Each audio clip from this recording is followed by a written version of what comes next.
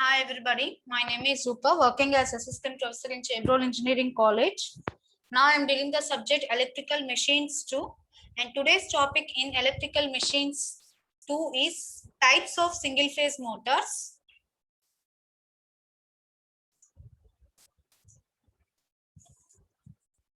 So here we are discussing now about two value capacitor run motor.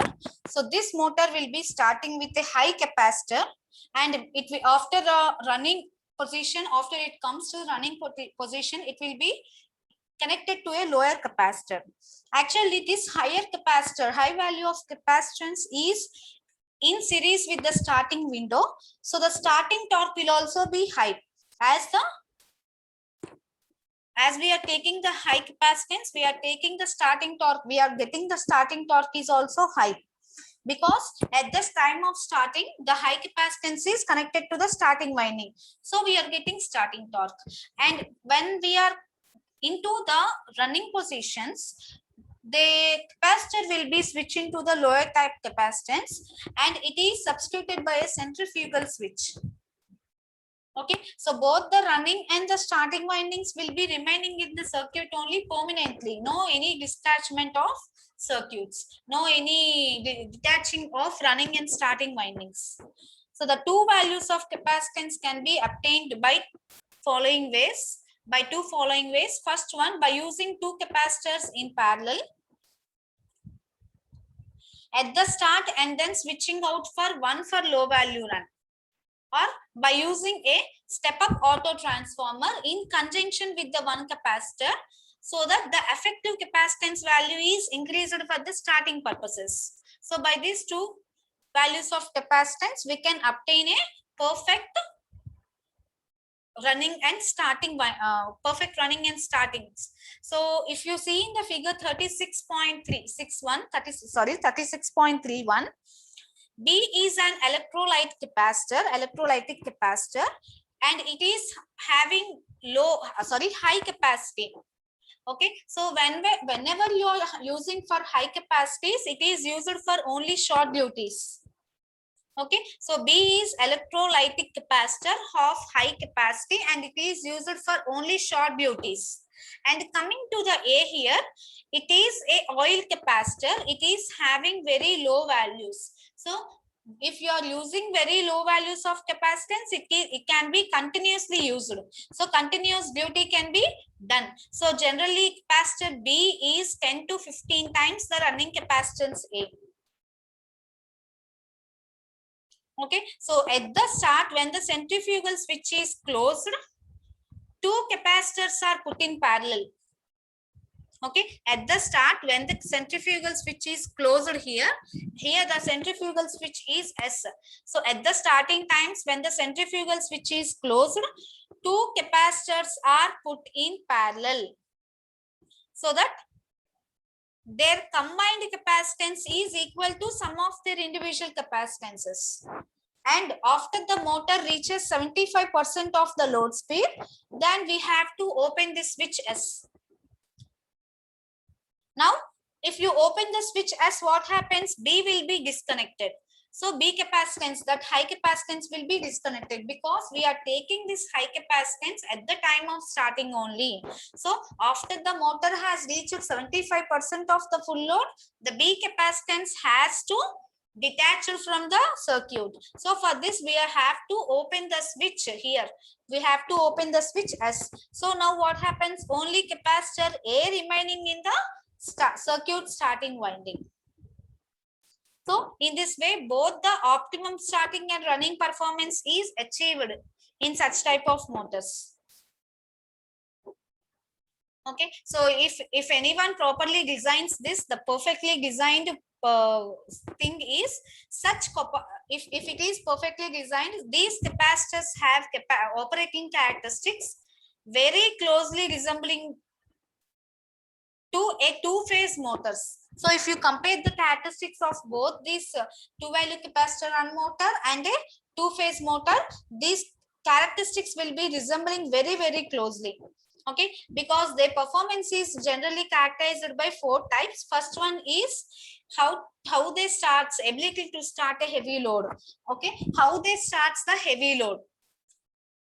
whether they are capable of starting heavy load easily, or if there is any difficulty they are feeling. Second one, extremely quiet operation. Quiet operation is needed for all the office works. Okay, so for office duties or for office works, we need quiet operations. So these characteristics should also be similar. Next, higher efficiency and power factor. What are the third type of characteristics? Means higher efficiency and power factor. The higher the efficiency should not be below, and power factor should also be high, and ability to develop 25% overload capacity.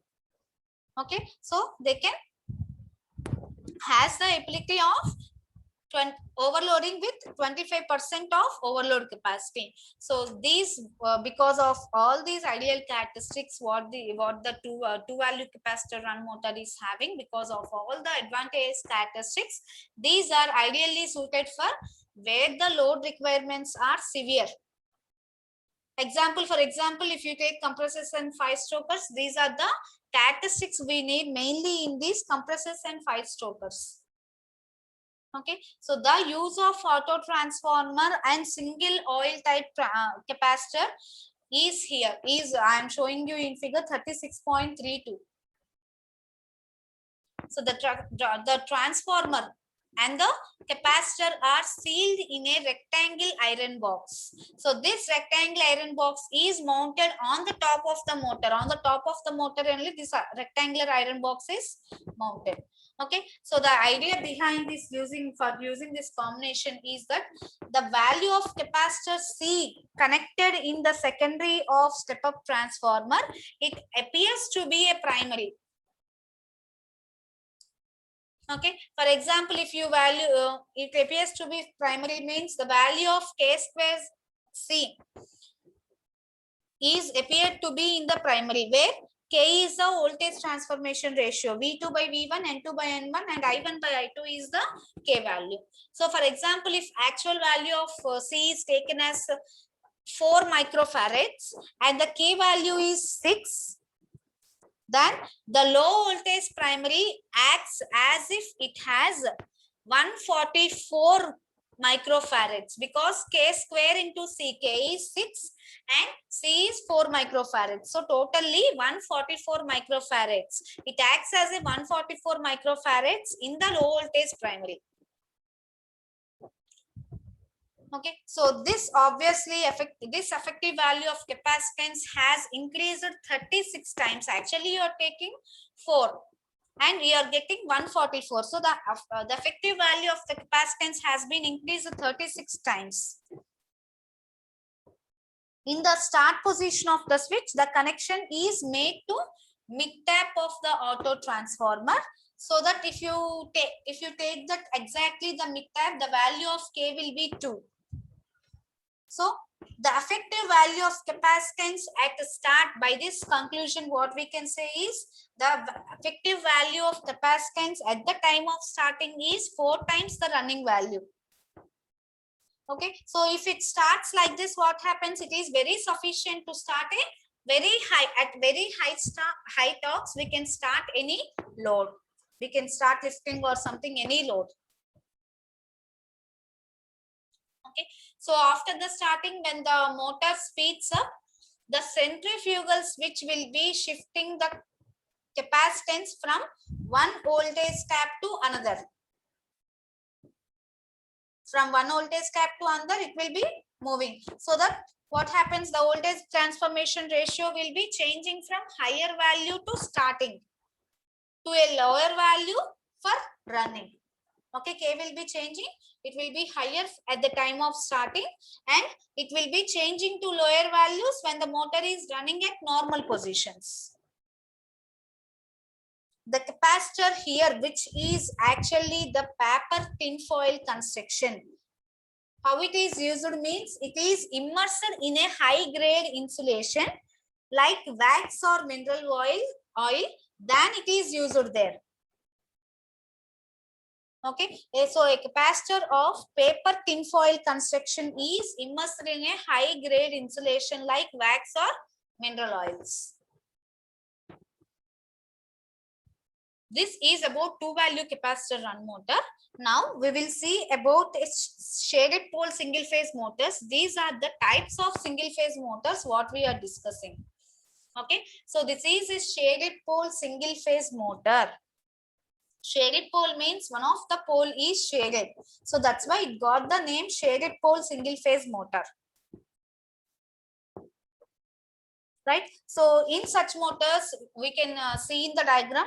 In this shaded pole motors, we actually, our main aim in the motor is we have to give under second phase. We have to add second phase for the first phase. Okay, so that the two phases will be making a phase difference, and this is used for production of EMF. Okay, so in such motors, what you are discussing, shaded pole single phase motor, in such motors, the necessary phase splitting is produced by induction. Okay, so these motors are having silent poles on the stator, and a squirrel cage type rotor is used. So what you're seeing in the figure 36.33 is a squirrel cage type rotor. So if you observe this diagram, you are having four poles. Okay, so four poles, a four pole motor with a field poles. These are the field poles, and these are connected in series for alternate polarity. Okay, so if you zoom any one of the pole here, you will get the next figure 36.34. So if you zoom this figure like this, it will be appearing. Here the core is laminated. See here, the pole is laminated here. Okay, the pole is laminated. It has a slot cut across the laminations. This is the slot which is cut across the laminations. So approximately 1/3 distance from the edge, it is cut. 1/3 distance from the edge, it is cut. Around a small pole, around a part of this small pole, a small part is covered with a pole.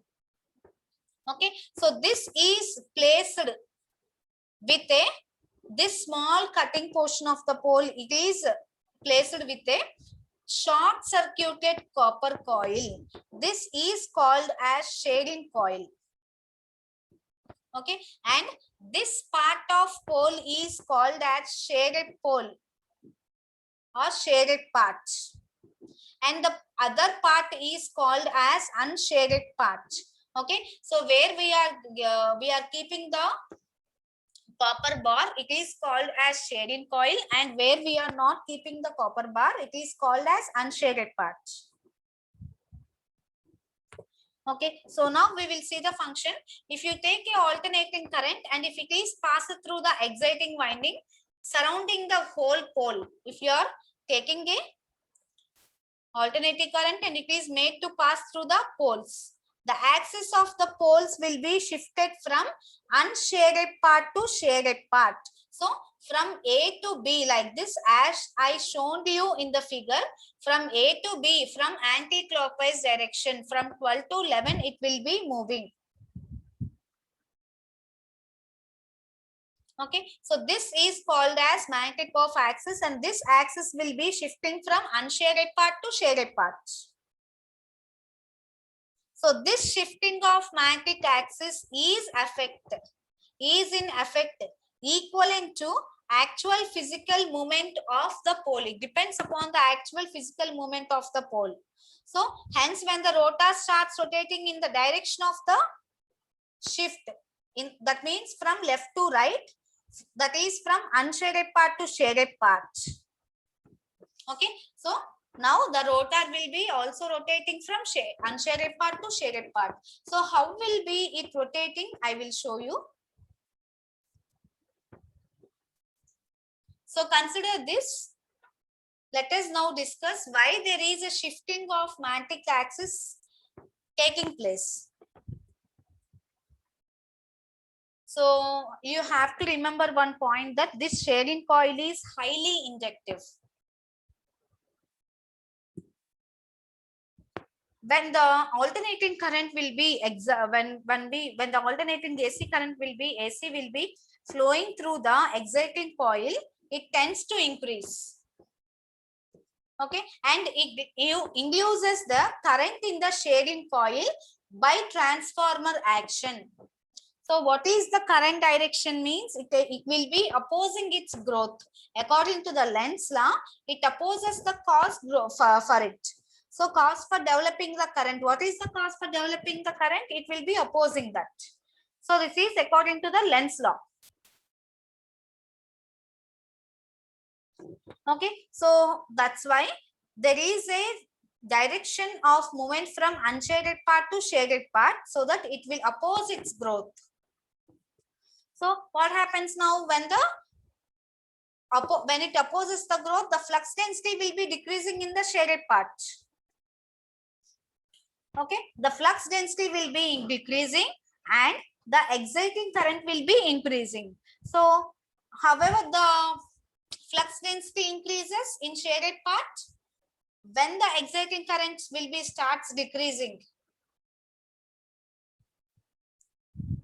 So it seems to be exciting current will be of sinusoidal method. Okay, so the flux density will be decreasing in the shaded part and the exciting current will be increasing. So if you see in the figure 36.35 A figure, here what is the explanation means? See the A figure. So here when you observe that the exciting current will be increasing rapidly along the OA. So this will produce an EMF in the shading coil.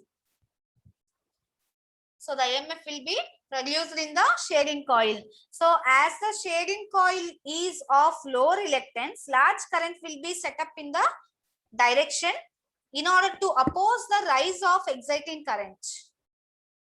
Okay, so according to the Lenz's law, it always opposes the responsible for its production.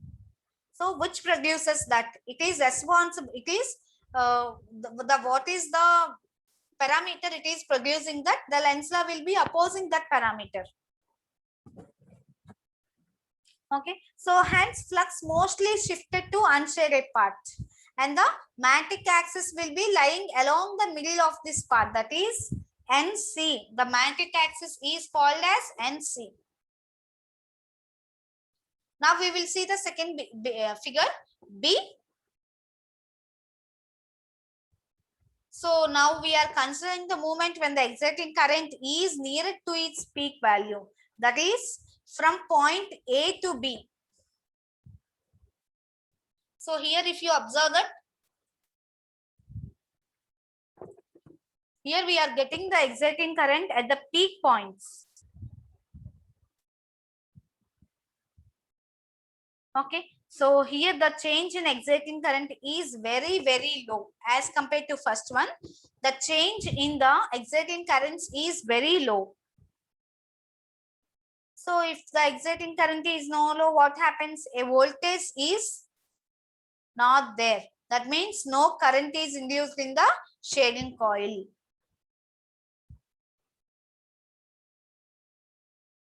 So now the flux which is produced by the exciting coil is at its maximum value. See here, at its maximum value. And it is uniformly distributed over the pole face. It is uniformly distributed. So the magnetic axis shifts to the center of the pole, that is along the position N into D. And if you see the figure in 36.35 C figure, if you observe that, it will be representing the condition when the exciting current is rapidly decreasing from D and C also. So this again sets up induced currents in the shading coil by the transformer action. Same induced coil will be induced, induced current will be induced, and transformer action will be controlled by the shading coil. So this current will be in such a direction, it will be opposing the decrease in exciting currents. So it will be waiting as when the exciting currents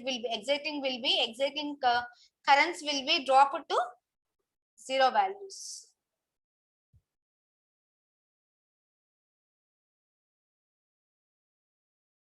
So consequently, what happens? The magnetic axis will be shifting from middle to the shaded pole here. So first here, after center, then to shaded pole.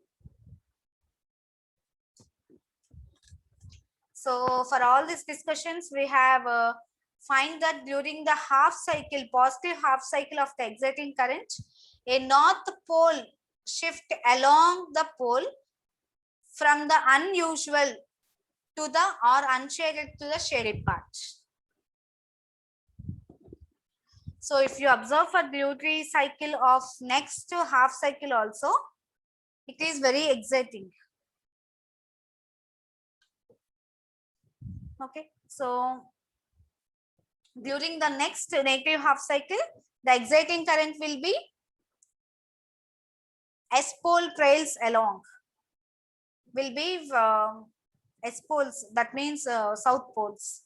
So the effect is as if a number of real poles were actually sweeping across the space from left to right. Okay. So these are commercially in very small sizes. These are built in very small sizes and very approximately from 1 by 250 HP horsepower. That means it is seems to be 3 watts. And up to 1 by 6 HP, that means 125 watts.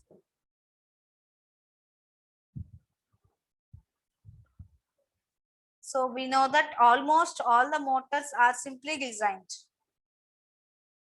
But these are extremely rugged, reliable and cheap.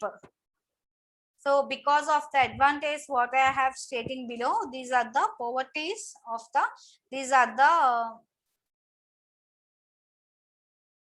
disadvantages. First one, low starting torque. It is having very low start torque. Second one, very little overload capacity. And third one, low efficiency. So efficiency will be varying from 5%, very small efficiencies, 5% to 35. So if you take for tiny sizes, it is 5%, and if you take for heavy sizes, it is for 35%. So as it is having a very low starting torque, these shaded pole motors is generally used for only small fans, toys, instruments, hair dryers, ventilators, circulators, and electric cooks. And it is also frequently used in devices such as turntables and advertising displays, like that. And the main thing you have to remember that we cannot change the direction of rotation of the motor because it is fixed by a position of copper ring. So the copper ring cannot be shifted to unshaded and shaded parts. So this is the speed torque curve for such a motor, what I have explained till now.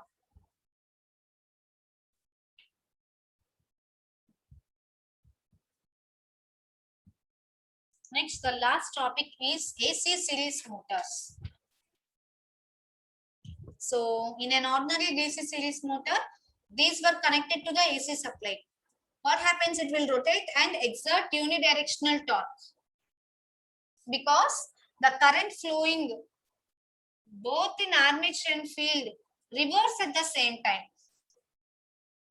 But the performance will not be satisfactory because of 3 reasons.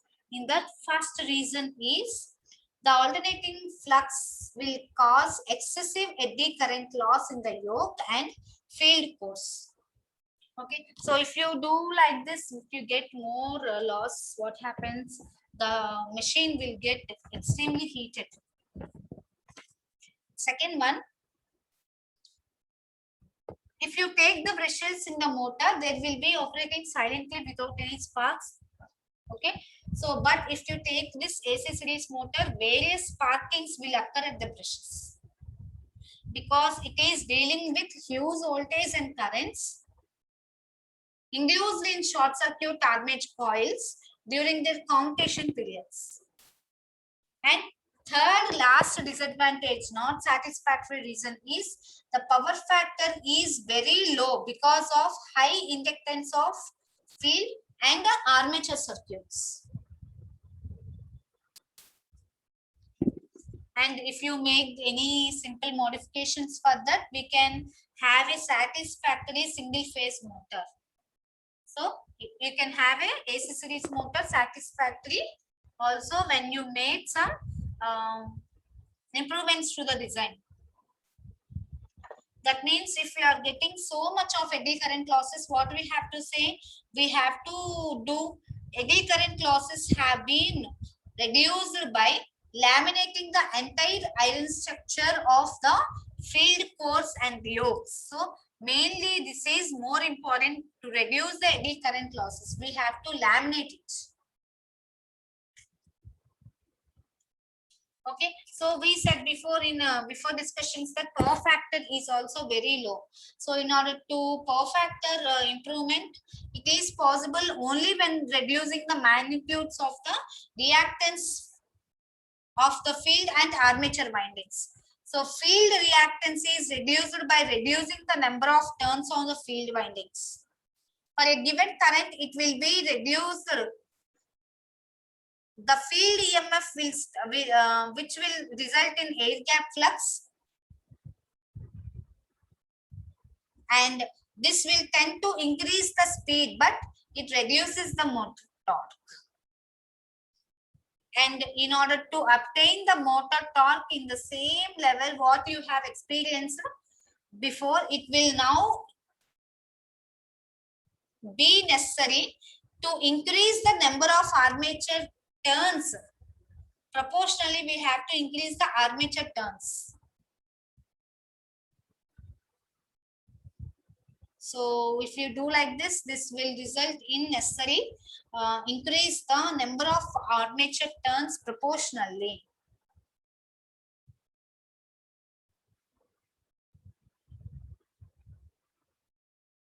Okay. So to obtain the same torque, now we have to increase the armature turns proportionally, and it results in increased inductive reactance of armature.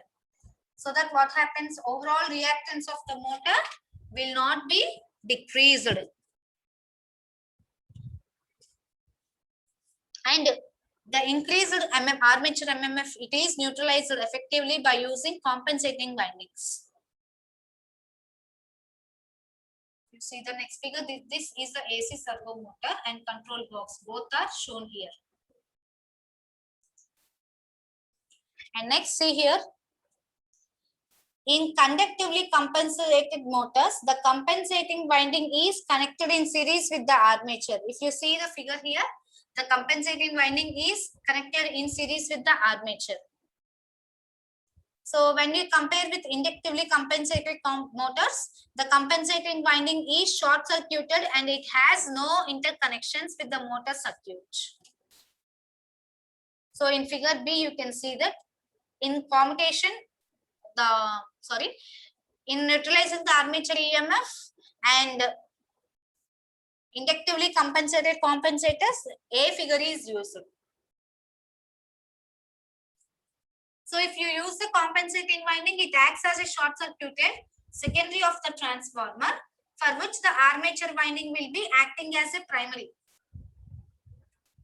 So the current in the compensating winding is proportional to the armature current, and it is 180 degrees out of phase.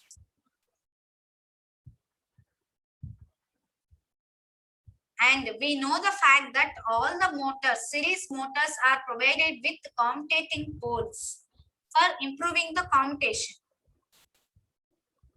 So but commutating poles alone will not produce satisfactory communication. Unless we have to do something to neutralize the high voltage induced in the short circuited armature coil by a transformer actions. So thus voltage is not there in the DC series motor. And if you take the AC series motor, the flux produced by the field winding is alternating and it includes both voltages. That means transformer action in the short circuited armature coil during the compensating period. And the field winding which is associated with the armature coil and will be undergoing commutation and which acts as a primary and the armature coil during its commutating period acts as a short circuited secondary. So this transfer action produces heavy currents in the armature coil as it is passing through a commutating period, because this will be resulting in viscous sparkings. So unless we neutralize the transformer voltage, the sparking will be existing. So I am telling other method. This is one method, and other method is which is often used for large motors consisting of shunting the voltage of each commutator pole with non-inductive resistance, as shown as I shown you in figure 36.44. A. So here it is A, and in figure B it shows the vector diagram of shunt commutated pole.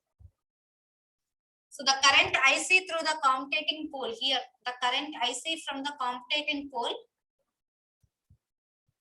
it is dissolved into two rectangular components. One is one is IQ and other is ID.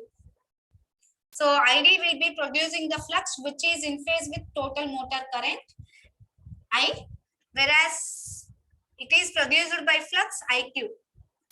It will be lagging by 90 degrees. So if you properly adjust the shunt resistance, that means IS, the speed voltage which is generated in a short circuited coil by the cutting of 90 degrees lagging component of the commutator pole, commutating pole will be, the flux may be neutralized and the voltage induced is by the transformer actions. This is the theory part of the AC series motor. Now we will go for the problems. And this is the theory part for the single phase motors also in the syllabus. Next, in next classes, we will go to problems.